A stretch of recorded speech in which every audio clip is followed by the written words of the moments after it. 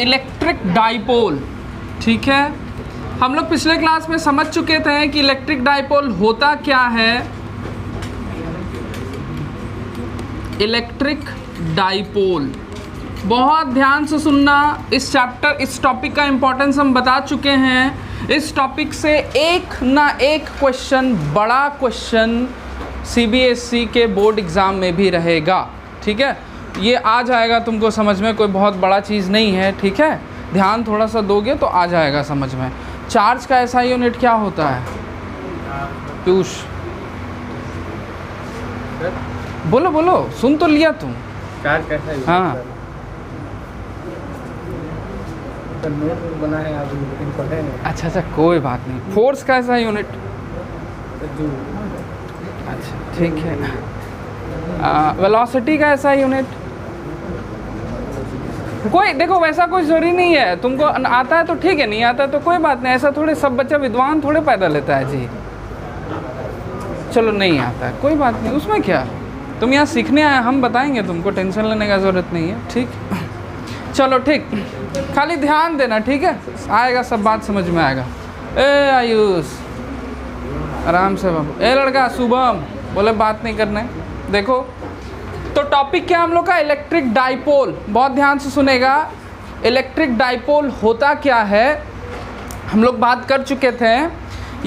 दो equal and opposite charge से बना हुआ सिस्टम जिसके बीच का डिस्टेंस फिक्स्ड हो, बदले नहीं और छोटा हो, इन जनरल उस सिस्टम को इलेक्ट्रिक डाइपोल कहा जाता है ना। जैसे सपोज करो ये एक चार्ज है मेरे पास, ये एक चार्ज है जो कि सपोज करो -Q चार्ज है, और जस्ट इसके बगल में एक दूसरा चार्ज है जो कि +Q चार्ज है, समझना। और इसके बीच का डिस्टेंस अगर फिक्स्ड हो, बदले नहीं, तो इस सिस्टम को हम लोग इलेक्ट्रिक डाइपोल कहते हैं। जैसे एग्जाम्पल के तौर पे HCl मॉलिक्यूल समझो। HCl मॉलिक्यूल जो रहता है उसमें हाइड्रोजन और क्लोरीन एक सिंगल बॉन्ड से कनेक्टेड रहता है, हम लोग जानते हैं। क्लोरीन ज़्यादा इलेक्ट्रोनेगेटिव होता है। अच्छा, ये दोनों अपना एक एक इलेक्ट्रॉन को शेयर करता है, ये बात भी जान रहे हैं हम लोग, है ना। हाइड्रोजन अपना एक इलेक्ट्रॉन, क्लोरीन एक अपना इलेक्ट्रॉन देता है, और ये लोग कोवेलेंट बॉन्ड बनाता है ना। अब देखो ये जो शेयर्ड पेयर ऑफ इलेक्ट्रॉन्स है, सिंस क्लोरीन ज़्यादा इलेक्ट्रोनेगेटिव होता है, इसीलिए ये शेयर्ड पेयर्स ऑफ इलेक्ट्रॉन थोड़ा क्लोरीन की तरफ ज़्यादा खिसका हुआ रहता है। इसके चलते क्लोरीन में स्लाइटली नेगेटिव चार्ज और हाइड्रोजन में स्लाइटली पॉजिटिव चार्ज आ जाता है। ठीक है, तो ये जो मॉलिक्यूल हुआ ना, जैसे HCl मॉलिक्यूल, एक इलेक्ट्रिक डाइपोल है। बात समझ में आ रहा है? तो इलेक्ट्रिक डाइपोल का मतलब क्या हुआ, ये समझो कि ये कोई पॉजिटिव चार्ज है और ये उतने ही अमाउंट का एक नेगेटिव चार्ज है, तो इससे जो ये सिस्टम बना है HCl मॉलिक्यूल, ये एक इलेक्ट्रिक डाइपोल कहलाएगा। बात समझ में आ गया? तो हम लोग क्या देखते हैं कि a system of two equal, amount equal होना चाहिए, नेचर ऑपोजिट होना चाहिए। ठीक है, तो इस सिस्टम को इलेक्ट्रिक डाइपोल कहते हैं। समझ में आ गया इलेक्ट्रिक डाइपोल क्या होता है? पहले हम लोग डेफिनेशन लिखेंगे, उसके बाद ये फिगर ड्रॉ करेंगे। ठीक है, डेफिनेशन लिखो।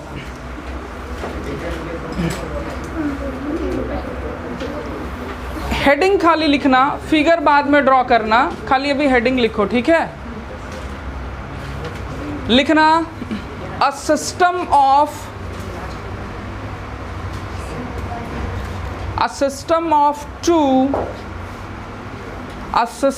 of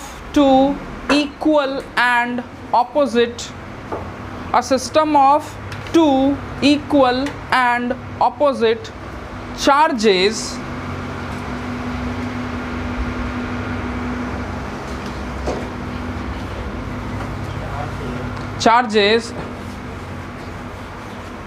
having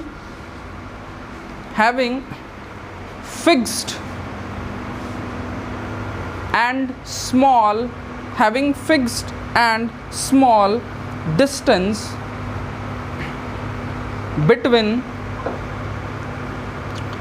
between the charges is called an electric dipole is called an called तुम छोड़ दी is called an electric dipole। बात समझ में आ गया? ठीक है, अब देखो ध्यान से जी, देखिएगा ये जो दो चार्ज से बना हुआ सिस्टम है। अच्छा एग्जाम्पल में लिख लो, एग्जाम्पल HCl मॉलिक्यूल H, ध्यान देना H2O भी एक इलेक्ट्रिक डाइपोल है या एक डाइपोल है। इसमें 3 मॉलिक्यूल ज़रूर है लेकिन ये भी एक डाइपोल है। केमिस्ट्री में कभी ना कभी पढ़े होगे तुम लोग, ठीक है, तो उस पर हम नहीं जा रहे हैं। तो 2 एग्जाम्पल लिख लो, HCl H2O। खाली HCl लिखना, ऐसे पूरा ड्राइंग मत बना देना, ठीक है। सब NH3 अमोनिया है, ये सब जो है सो इलेक्ट्रिक एक डाइपोल है ना, ठीक।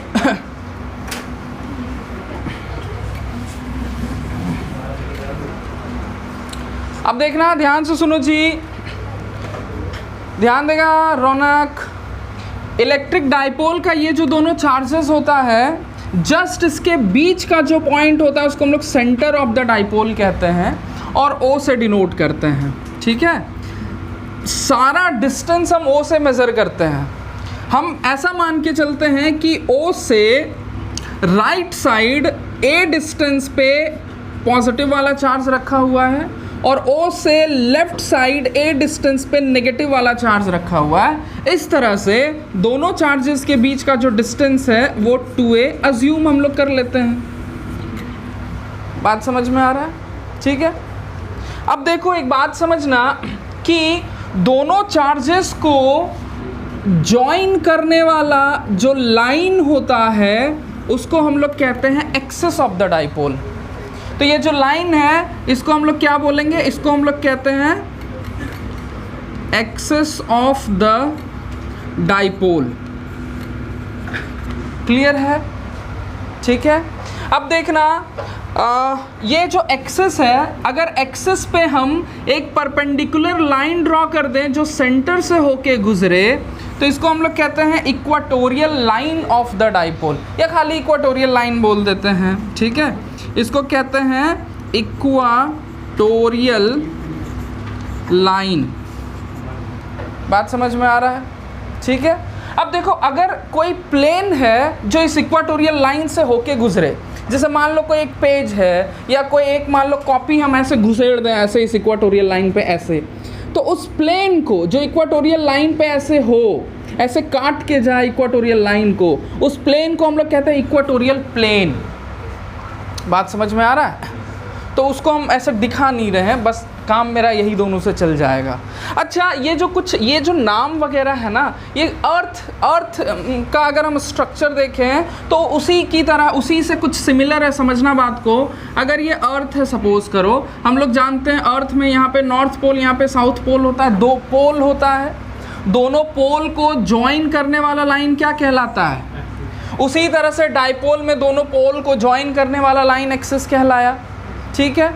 अच्छा अर्थ में एक्सिस पे परपेंडिकुलर ऐसे जो एक कर्व होता है इसको हम लोग इक्वेटर कहते हैं। मतलब उसी तरह से एक्सिस पे जो परपेंडिकुलर लाइन है उसको इक्वाटोरियल लाइन कहते हैं। तो वर्ड कुछ मिलता जुलता ऐसे ही कहानी है, ठीक है। ये वाला फिगर ड्रॉ कर लो।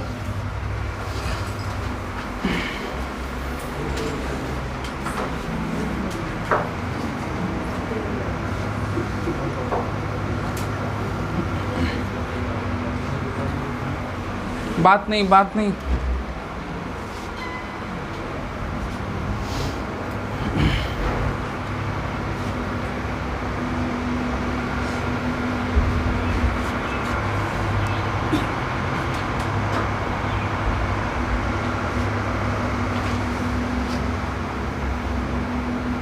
वो अर्थ का फिगर बनाने का ज़रूरत नहीं है, ठीक है, वो हम बता दिए बस ऐसे।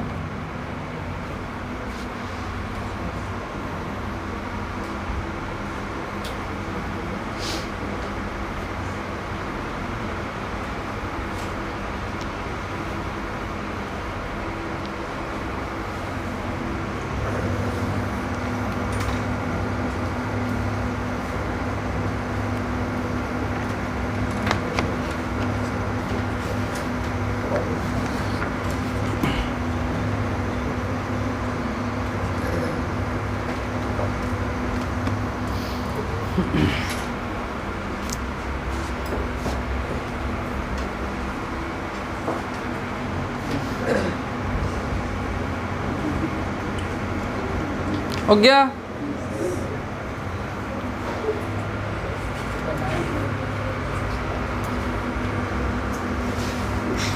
ठीक है, नोट करके एक दो पॉइंट लिखो, नोट करके एक दो पॉइंट लिखो।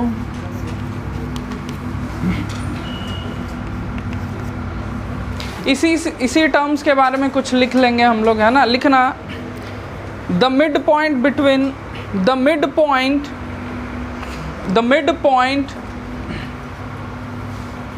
between two charges, the midpoint between two charges is called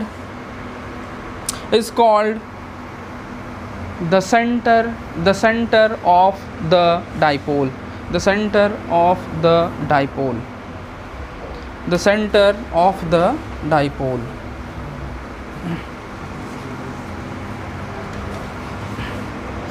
इसी लाइन को कंटिन्यू करना। The line joining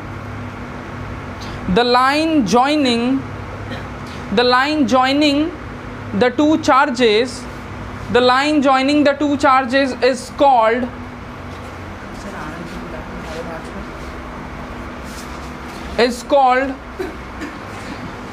axis of the dipole. The line joining the two charges is called the axis of the dipole, and the line which is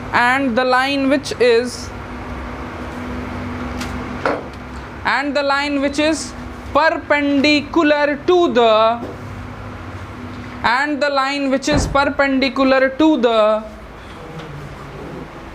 axis, passing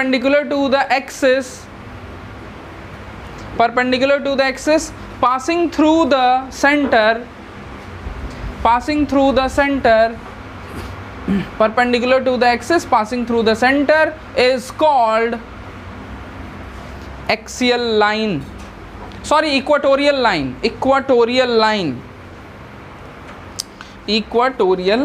line.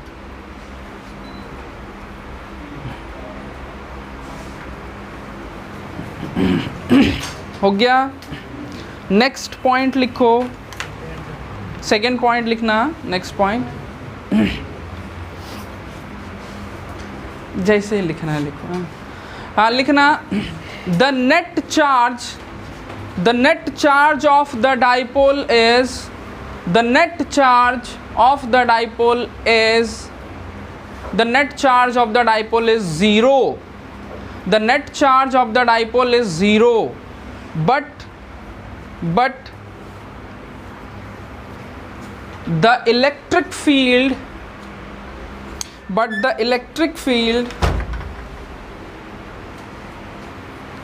due to dipole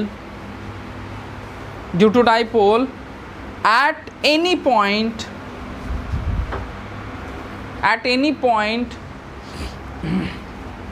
may not be zero.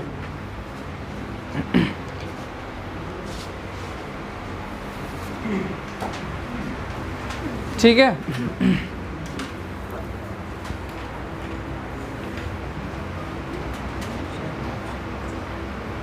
ठीक, चलो हो गया, इतना clear है। आगे बढ़ते हैं। ध्यान देना, थोड़ा समझना चीज़ों को।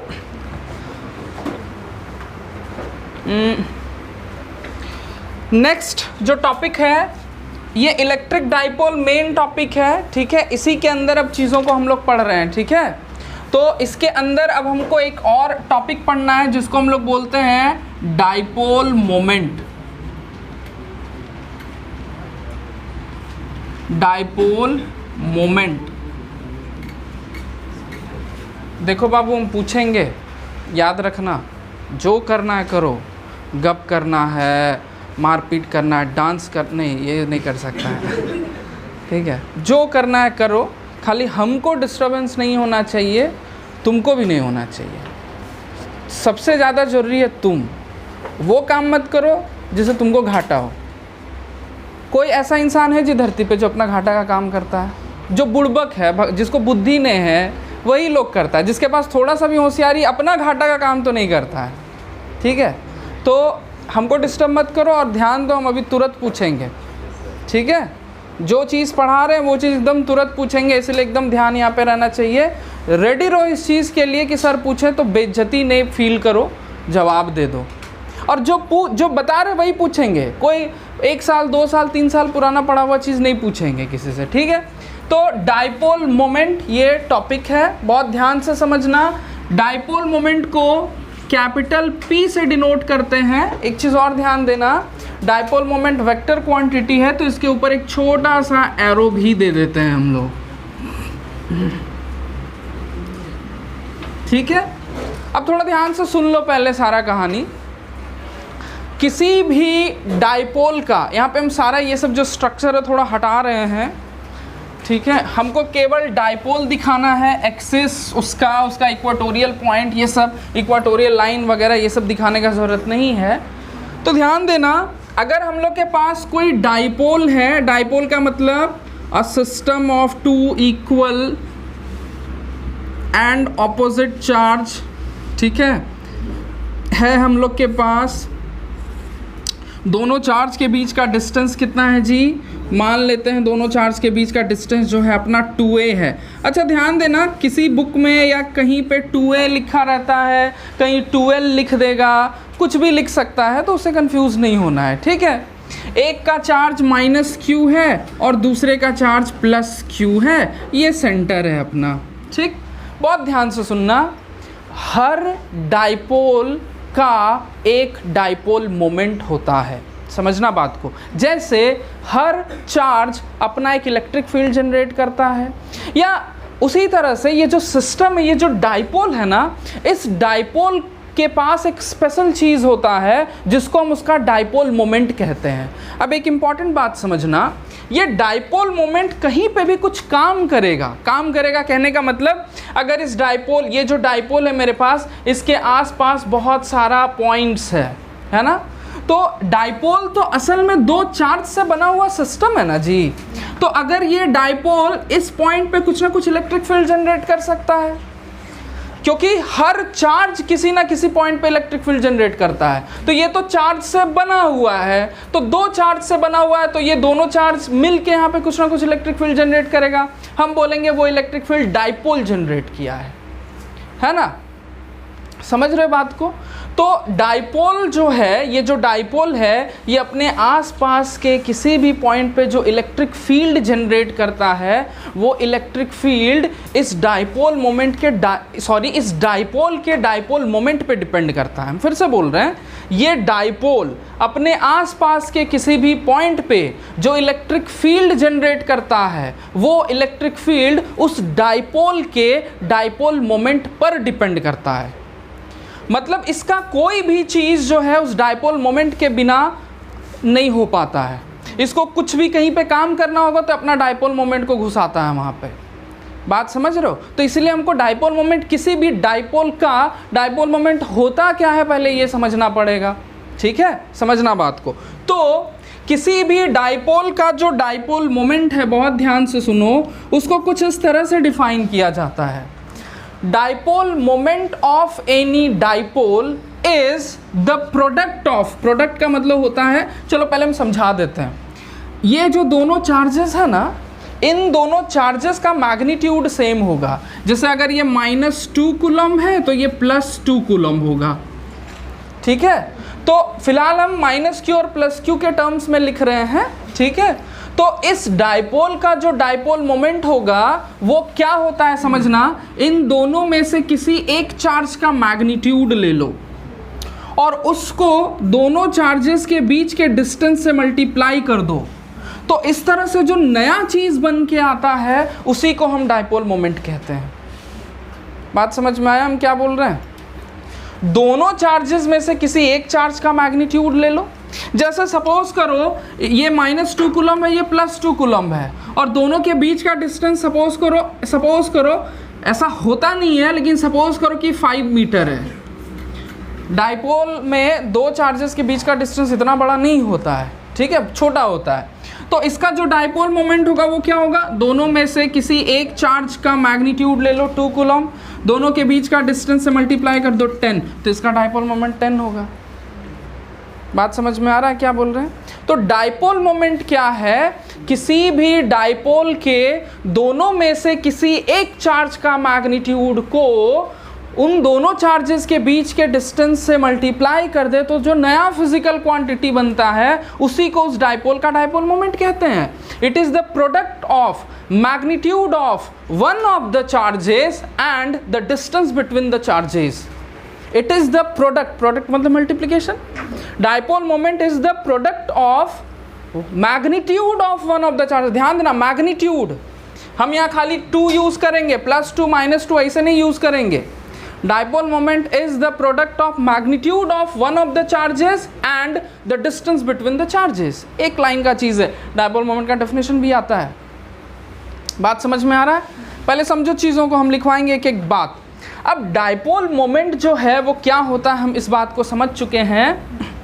डायपोल मोमेंट एक, इधर इस चीज को हटा देते हैं, ये तो एग्जांपल समझाने के लिए था। डायपोल मोमेंट एक वेक्टर क्वांटिटी है, समझना, ठीक है। हम क्या देखें कि डायपोल मोमेंट क्या होता है जी, डायपोल मोमेंट होता है किसी एक चार्ज का मैग्नीट्यूड ले लो और दोनों के बीच के डिस्टेंस से मल्टीप्लाई कर दो। तो हम इसको ऐसे भी लिख सकते हैं 2qa, ऐसे भी लिख सकते हैं, ठीक है। अच्छा समझना, डायपोल मोमेंट एक वेक्टर क्वांटिटी है तो उसका एक डायरेक्शन भी होगा। कन्वेंशनली डायपोल मोमेंट का डायरेक्शन नेगेटिव चार्ज से पॉजिटिव चार्ज की तरफ माना जाता है, इधर माना जाता है। कन्वेंशनली मतलब कोई पुराना जमाना का साइन, जैसे करंट का डायरेक्शन किधर होता है, जिधर पॉजिटिव चार्ज मूव करता है, या इलेक्ट्रॉन के मोशन के ऑपोजिट डायरेक्शन में होता है। तो ये जो बात है कि करंट का चार्ज इलेक्ट्रॉन के डायरेक्शन के, इलेक्ट्रॉन के मोशन के डायरेक्शन के ऑपोजिट होता है, ये भी कन्वेंशनली माना गया है। कन्वेंशनली मतलब क्या होता है, जो पुराने ज़माने के लोग पहले से मानते आ रहे हैं और हमको भी वही मान लेना है, उस पर तर्क नहीं करना है कि ऐसा ही क्यों होता है। तो फिजिक्स में बहुत ऐसा चीज़ है जो कन्वेंशनली चलता आ रहा है, पुराना ज़माना का साइंटिस्ट लोग उसको मान लिया, सारा बुक में सारा जगह सब कुछ वही लिख दिया गया, तो हमको भी वही मान लेना है, ठीक है। तो कन्वेंशनली डायपोल मोमेंट का डायरेक्शन नेगेटिव चार्ज से पॉजिटिव चार्ज की तरफ होता है। बात समझ में आ रहा है क्या बोल रहे हैं, ठीक है। तो सबसे पहले हम डायपोल मोमेंट का यहाँ डेफिनेशन लिखेंगे, हम डिक्टेट कर रहे हैं, लिखना।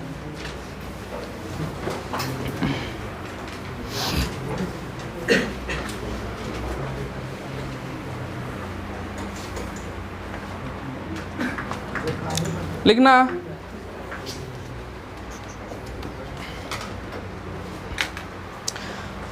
लिखना, dipole moment is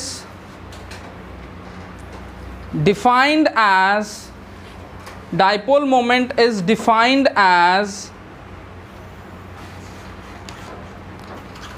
the product, sorry, dipole moment is defined as the product of magnitude of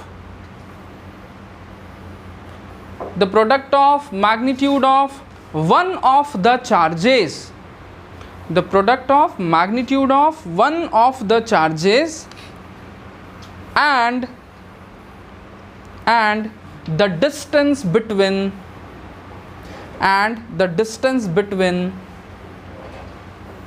the charges। वो चीज़ लिख लो, P is equal to Q into 2A, दोनों लाइन लिख लो, वो दोनों P is equal to Q into 2A और फिर P is equal to 2QA। Diagram तो पहले बना ही चुके हो, है ना, पहले डायग्राम में Q 2A ये सब तो हम डिनोट कर ही दिए थे ना। अच्छा, एक काम करना, फिर से ये डायग्राम बना लेना, ठीक है। अच्छा, बाद में भी नीचे भी बना सकते हो, उसमें क्या है।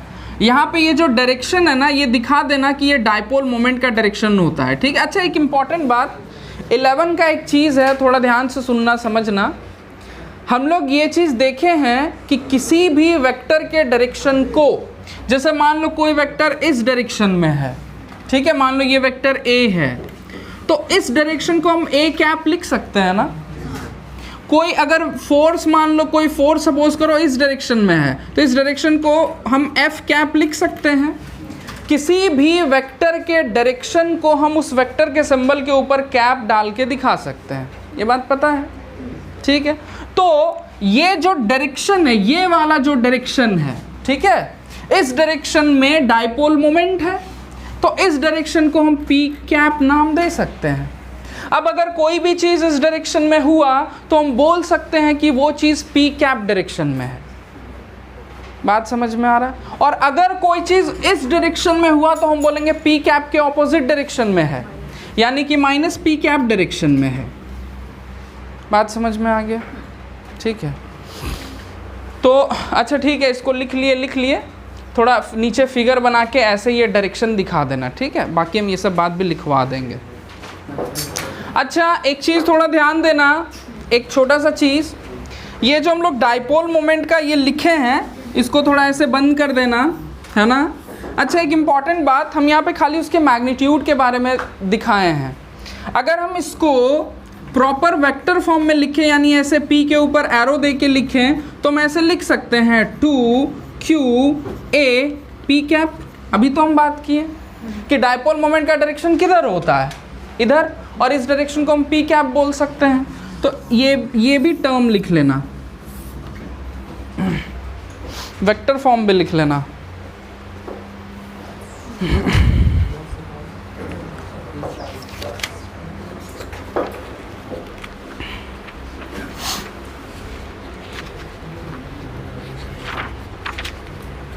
ठीक है, नोट करके लिखना। फर्स्ट पॉइंट लिखो,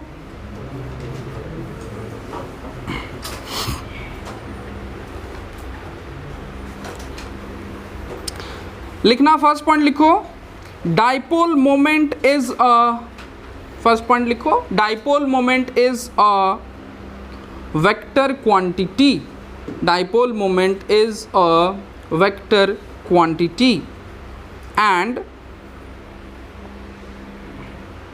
and its direction is from negative to positive charge,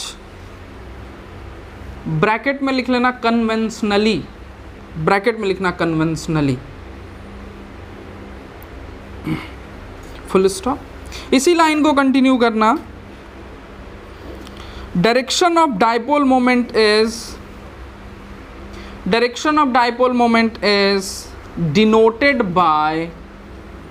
denoted by p cap।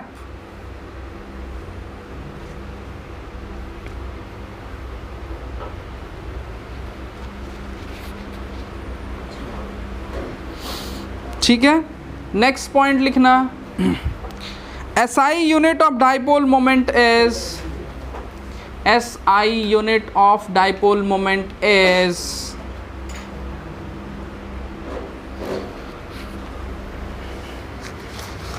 बताओ जी क्या होगा SI यूनिट डाइपोल मोमेंट का, तुम बताओ।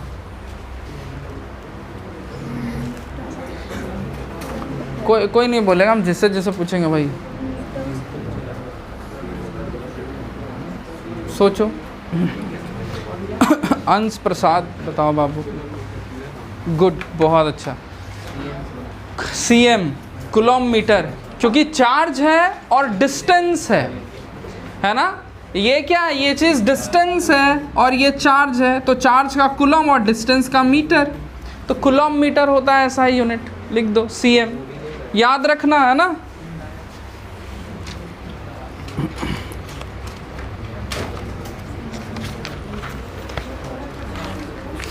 ठीक है, नेक्स्ट पॉइंट लिखना जी, इसका डायमेंशनल फॉर्मूला, इसका डायमेंशनल फॉर्मूला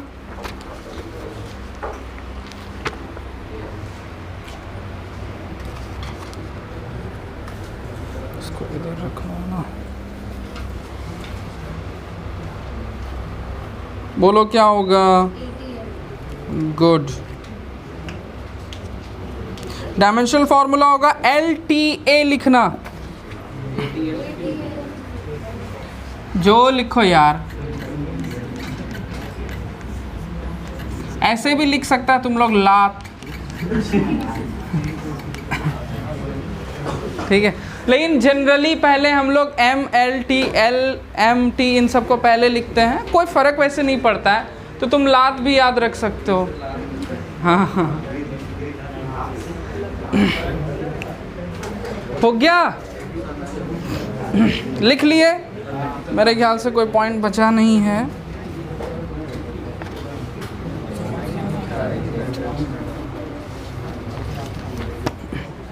हो गया, आगे बढ़ते हैं। सबको समझ में आ गया डाइपोल मोमेंट क्या होता है, उसका ऐसा यूनिट क्या होता है, वगैरह वगैरह, ठीक। बोलो शुभम, डाइपोल मोमेंट का ऐसा यूनिट क्या होता है? ठीक, गुड। अब देखो ध्यान से सुनना, नेक्स्ट टॉपिक आता है डाइपोल में ही, electric field due to dipole. अभी हम लोग देखो, अभी हम लोग मेनली हम लोग पढ़ क्या रहे हैं? इलेक्ट्रिक फील्ड पढ़ रहे हैं, है ना। हम electric field due to point charge पढ़ लिए, electric field due to system of point charges पढ़े, 2-3 सिस्टम रहता है, जैसे इक्विलेटरल ट्रायंगल पे 3 चार्जेस रखा हुआ है, स्क्वायर पे चार्जेस रखा हुआ है, वगैरह वगैरह, बहुत सारा क्वेश्चन भी हम लोग किए हैं, है ना। उसके बाद हम लोग पढ़े electric field due to charged ring पढ़े, है ना। अब हम लोग पढ़ेंगे electric field due to an electric dipole. देखो हम लोग जनरली इसको डाइपोल बोल देते हैं, लेकिन मतलब सबसे ज़्यादा सही वर्ड है इलेक्ट्रिक डाइपोल, क्योंकि डाइपोल 2 तरह का होता है, एक मैग्नेटिक डाइपोल भी होता है और इलेक्ट्रिक डाइपोल भी होता है। तो हम लोग अभी क्या पढ़ेंगे? Electric field due to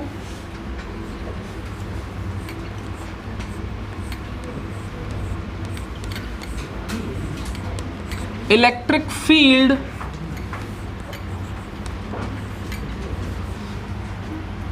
due to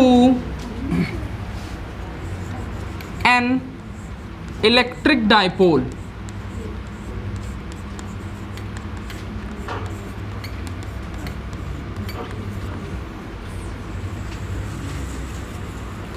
अब देखो बाबू, बोर्ड एग्ज़ाम के लिए बहुत इंपॉर्टेंट टॉपिक है, पूरा डेरिवेशन आ जाता है, जो भी बताएंगे फुल डेरिवेशन आता है 3 नंबर का, ठीक है।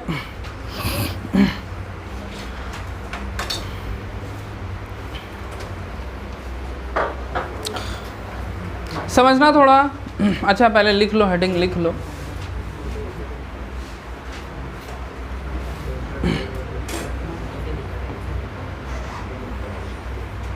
अब देखो, अगर मेरे पास ये कोई डाइपोल है, ये मेरे पास कोई डाइपोल है, सपोज करो ये माइनस क्यू चार्ज, ये प्लस क्यू चार्ज, ठीक है।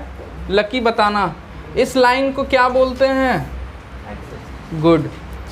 तो एक्सिस पे अगर कोई पॉइंट है तो उसको हम एक्सियल पॉइंट कहते हैं। तो इलेक्ट्रिक डाइपोल के चलते हम किसी एक्सियल पॉइंट पर पहले इलेक्ट्रिक फील्ड फाइंड करेंगे। देखना हम क्या क्या फाइंड करेंगे, समझो हम आगे क्या पढ़ेंगे वो बता रहे हैं। सबसे पहला जो हम यहाँ पे 3 कैटेगरी में इस चीज़ को पढ़ेंगे।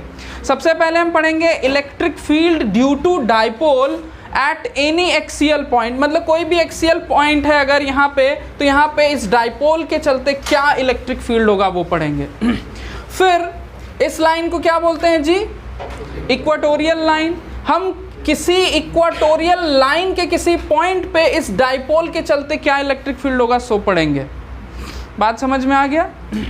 ये दोनों ही चीज़ रिपीट कर कर के बोर्ड एग्जाम में पूछता है कि find the expression for electric field due to an electric dipole at any axial point, या find the expression for electric field due to an electric dipole at any equatorial point. या कहानी समझ में आया? अब समझना, डाइपोल जिस plane में है, प्लेन जैसे यहाँ पे ये बोर्ड का प्लेन, ये बोर्ड के प्लेन में ये डाइपोल रखा हुआ है, तो हम इसमें जो थर्ड चीज़ पढ़ेंगे वो पढ़ेंगे किस प्लेन के किसी भी पॉइंट पे हम डाइपोल के चलते इलेक्ट्रिक फील्ड फाइंड करेंगे, कोई भी पॉइंट कहीं पे भी हो, जैसे पॉइंट अगर यहाँ पे है तो भी, कहीं पे भी आर्बिट्ररी यहाँ पे तो भी, यहाँ पे तो भी, कहीं पे भी पॉइंट है तो उसके चलते भी इलेक्ट्रिक फील्ड क्या होगा ये भी पढ़ेंगे। ये जो थर्ड वाला चीज़ है वो सीबीएसई बोर्ड के सिलेबस में नहीं है, तो बोर्ड एग्ज़ाम में या कहीं पे भी बोर्ड एग्ज़ाम में, कम से कम सीबीएसई के बोर्ड एग्ज़ाम में नहीं पूछा जाता है थर्ड वाला। लेकिन ये जो बाकी दो है ये तो एकदम रिपीट कर करके पूछता है, ठीक है। तो लेकिन हम लोग पढ़ेंगे तीनों, ठीक। ये हेडिंग भी हम मिटा रहे हैं, लिख लियो ना इसको सब लोग।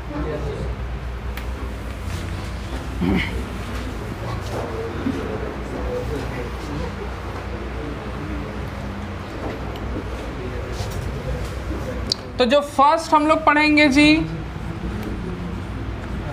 वो पढ़ेंगे एट एनी एक्सियल पॉइंट।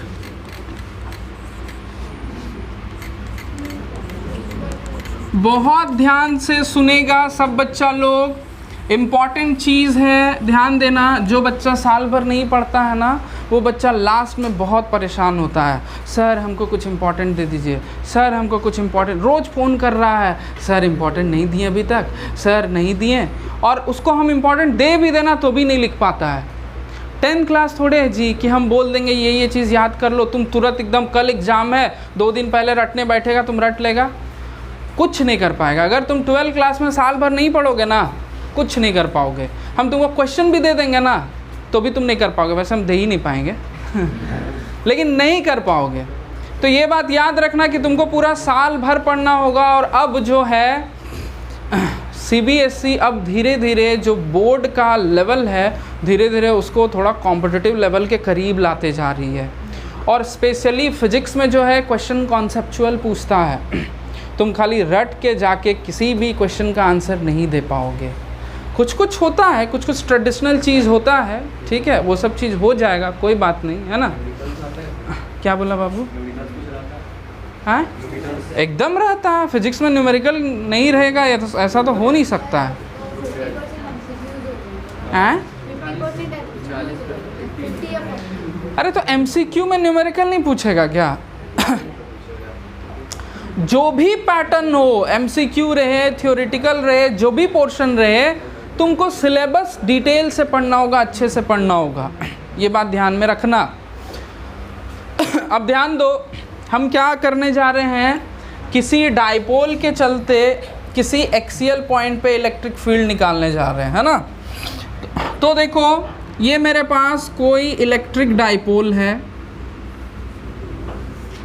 ठीक है, बात नहीं करेगा, ठीक है।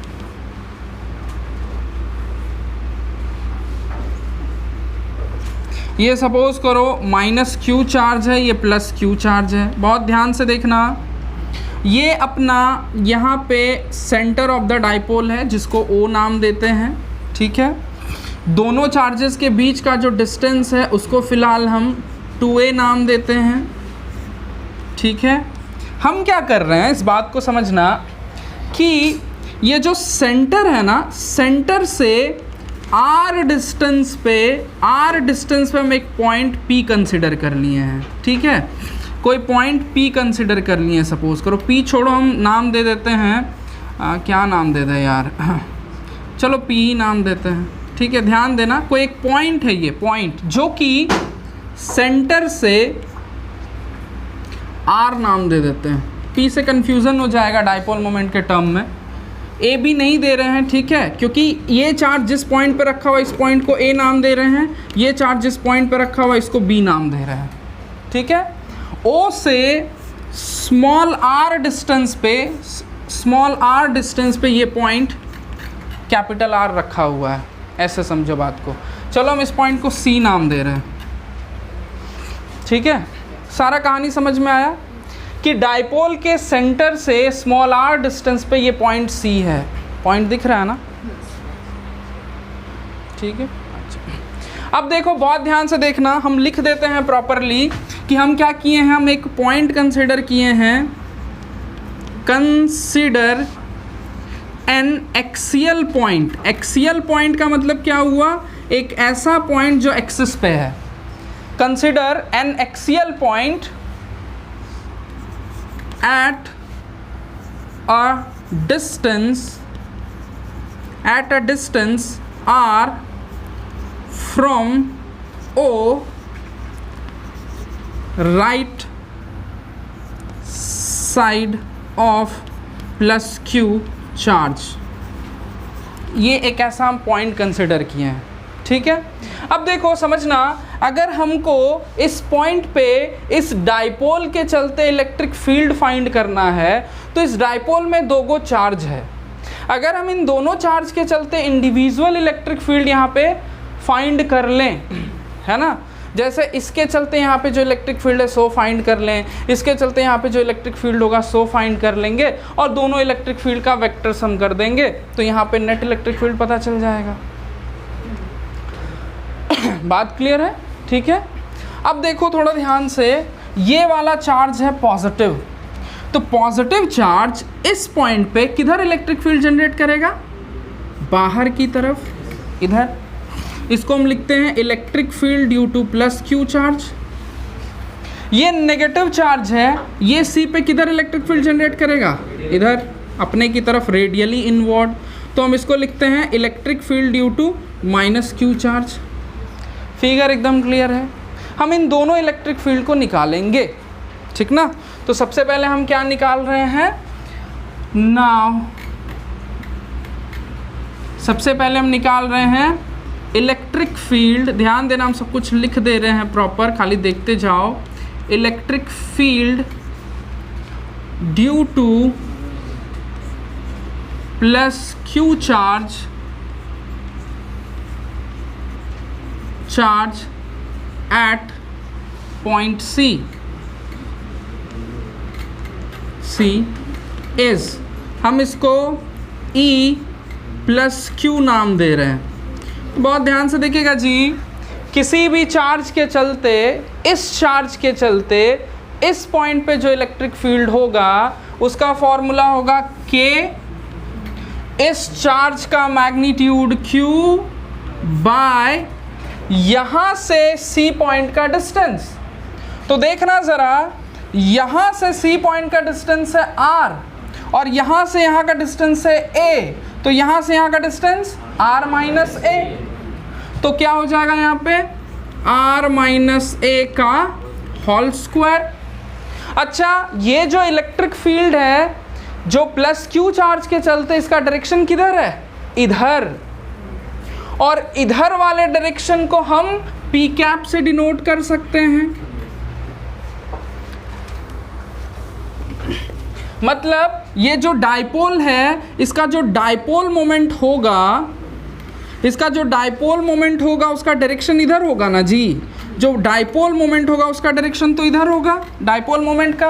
अब जो भी चीज़ इस डायरेक्शन में होगा उस चीज़ के डायरेक्शन को हम P कैप लिख सकते हैं। इस टर्म में किसी को कोई दिक्कत तो बोल दो। यश बोलो जी। शुभम समझ रहा है कोई बच्चा, तुम लोग, तुम समझ रही है, सब बच्चा समझ रहा है क्या। कनिशा ठीक है, आस्था, उधर अंश समझ रहा है सब लोग, रौनक ठीक। अब देखो इसी तरह से हम निकालेंगे electric field due to minus Q charge at point C, है ना। तो क्या निकालते हैं जी, इलेक्ट्रिक फील्ड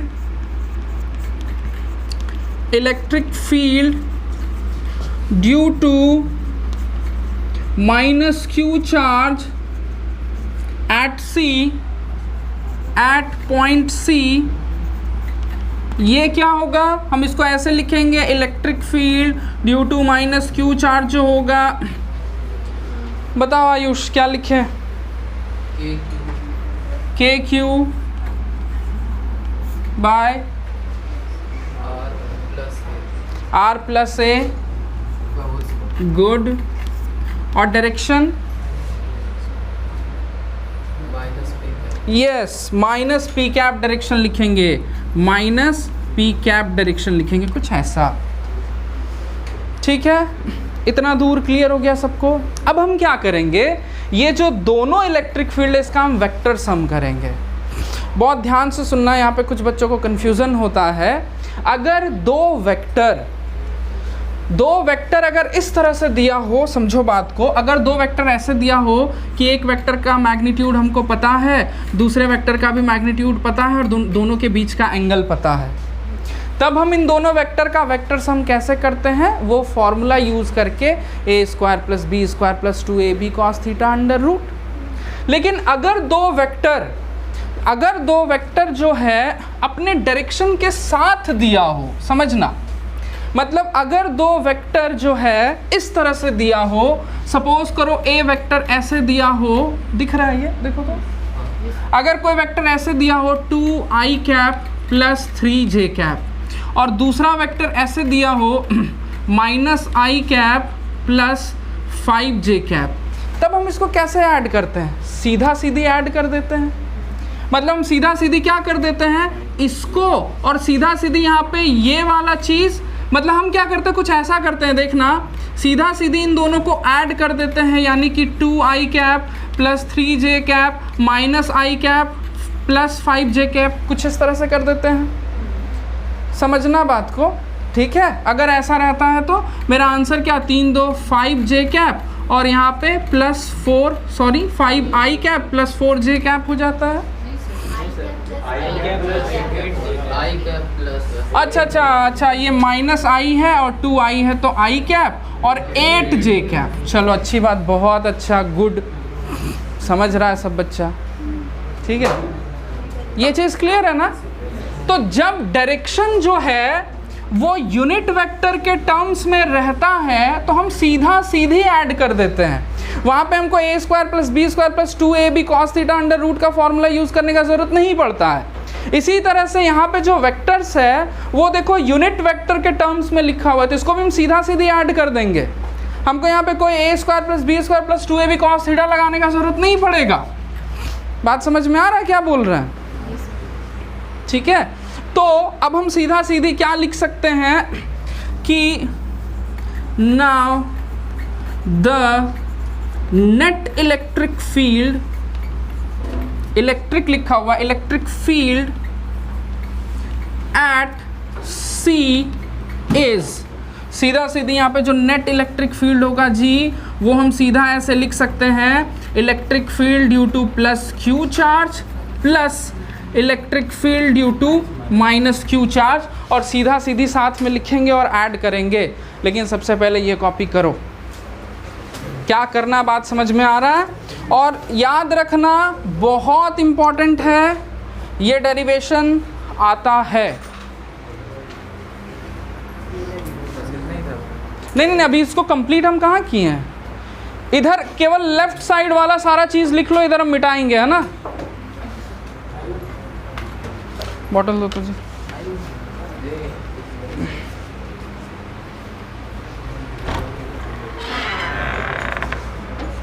शुभम उसको खोल दो तो।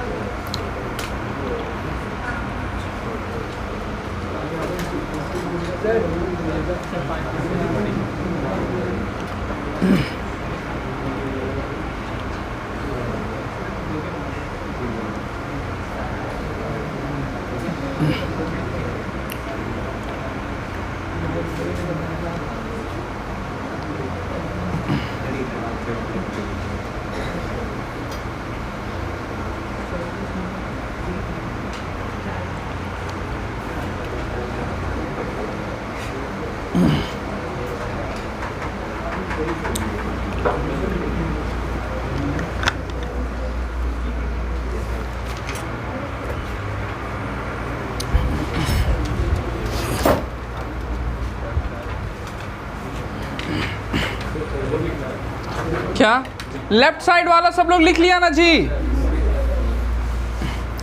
थोड़ा सा हम इसको कंप्लीट कर रहे हैं। लेफ्ट साइड लिखा हुआ हो गया, उसके बाद फिर लिखो, फटाफट लिखो।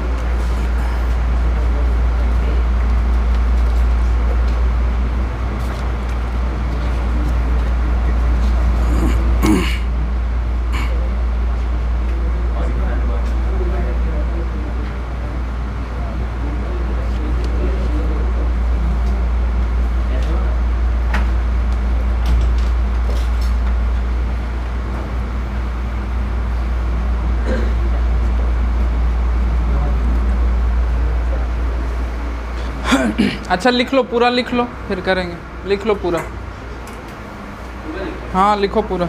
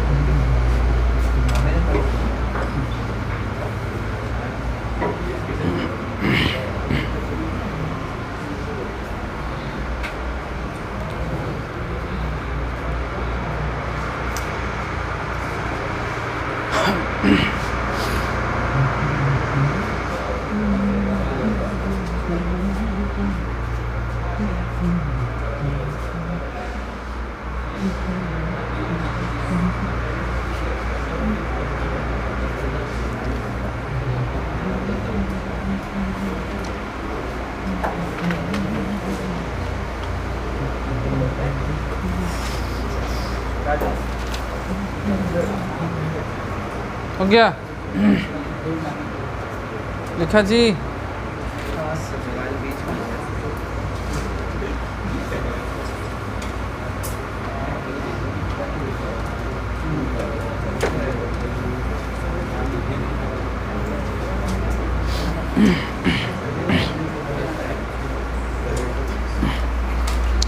मिटाते हैं।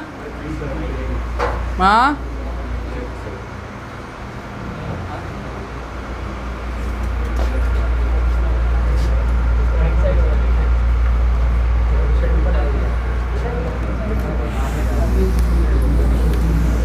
फिगर को नहीं मिटाएंगे हम। अगर ये सारा लिखा हुआ हो गया तो इधर ही मिटा रहे हैं। आयुष लिख ही रहा है।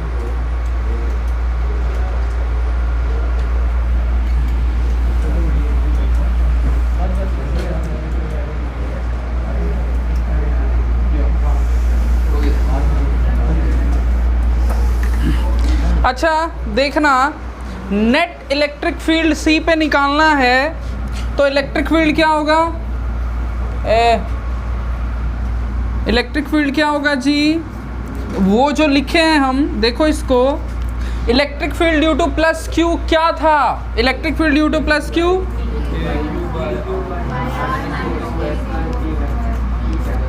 पी कैप, और इधर अच्छा ऐसा कर, अच्छा चलो प्लस लिखते हैं, बोलो आर प्लस ए और माइनस पी कैप। अच्छा इस माइनस को आगे कर देते हैं ना, तो इसको माइनस कर देते हैं आगे, ठीक है। अब देखो दोनों में से पी कैप कॉमन हो जाएगा तो हम क्या लिख सकेंगे? अच्छा ऐसा करते हैं ना, के क्यू को भी कॉमन कर लेते हैं। के क्यू को हम आगे रख रहे हैं कॉमन करके, के क्यू आगे हो गया और यहाँ अंदर में क्या बच गया? 1 आर माइनस ए का whole square minus 1 R plus A का होल स्क्वायर, और इधर में पी कैप को हम कॉमन करके डायरेक्शन, सिंस हम लोग जो यूनिट वेक्टर होता है उसको राइट साइड ही लिखते हैं, इसलिए राइट साइड लिखे हैं, ठीक है। अब देखो इसको थोड़ा सा सॉल्व करेंगे हम लोग, तो देख रहा सॉल्व करेंगे अगर हम लोग, तो के क्यू अपना बाहर है जी, के क्यू बाहर है, अंदर हम देखना थोड़ा इन दोनों का जो एलसीएम होगा ना कुछ इस तरह से होगा। देखो ये a minus B into A plus B के टर्म्स में है, मल्टीप्लाई होगा तो इसका जो मेरा एलसीएम आएगा यहाँ पे वो कुछ इस तरह से आएगा, ध्यान देना, R square minus A square का होल स्क्वायर कुछ इस तरह से आएगा, ठीक है, कुछ इस तरह से इसका आएगा ये नीचे एलसीएम, ठीक है। एक्चुअली इन दोनों का मल्टीप्लिकेशन हुआ है, ठीक है।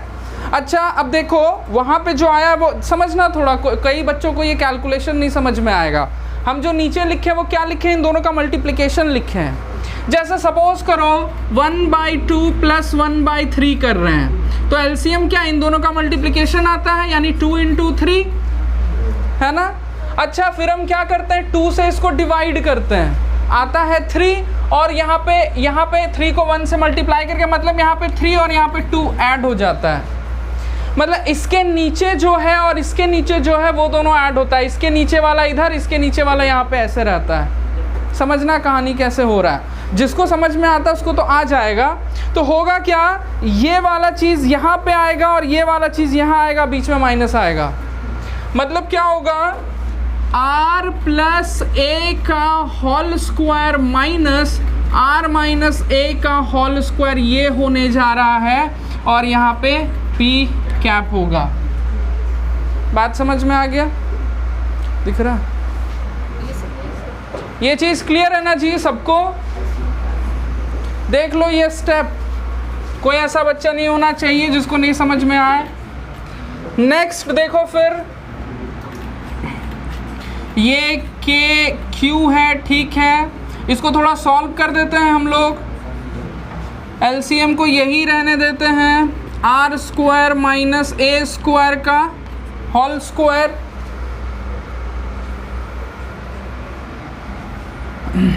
बोलो ये क्या लिखें,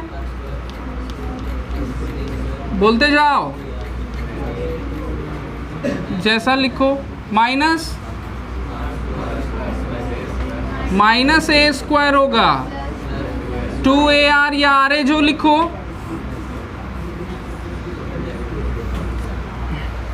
क्या क्या कट जाएगा,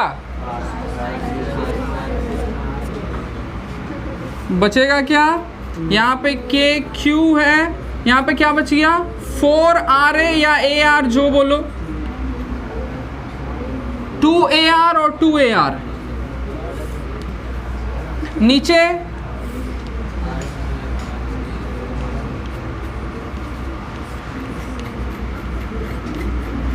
क्लियर। यहाँ तक किसी को कोई दिक्कत है तो फटाफट बोल सकता है, दिक्कत। अब देखो थोड़ा ध्यान से देखना समझना इस चीज़ को, ये जो इसको समझो थोड़ा सा बात को, या मान लो यहाँ पे हम AR ही लिखते हैं, ठीक है, देखना थोड़ा जी ध्यान से, इसको हम ऐसे लिख सकते हैं 2 × 2AR। अब देखो ये जो यहाँ पे अपना एक Q है और ये जो 2A है, इसको मिला के हम P लिख सकते हैं। डाइपोल मोमेंट हम लोग जानते हैं Q × 2A होता है, तो हम इसको ऐसे लिख सकते हैं ना, देखो एक 2 रह जाएगा, इस 2 को बाहर लिख देते हैं, 2 हो गया, K हो गया, और जी P हो गया, और क्या बच गया, R बच गया, और नीचे में क्या बच गया, R square minus A square का होल स्क्वायर, यहाँ पे P कैप।